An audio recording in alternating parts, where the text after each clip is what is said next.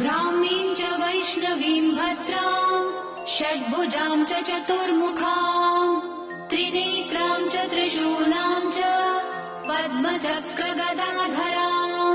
पीताम्बरधरां देवीं नानालङ्कारभूषितां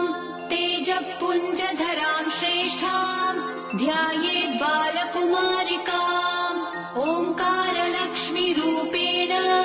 विष्णोर्हृदयमव्ययम्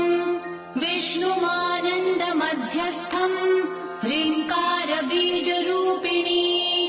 ॐ क्लीं अमृतानन्दभद्रे सत्य आनन्ददायिनी ॐ श्रीं दैत्यभक्षरदां शक्तिमालिनि शत्रुमर्दिनी तेजःप्रकाशिनी देवी वरदा शुभकारिणी।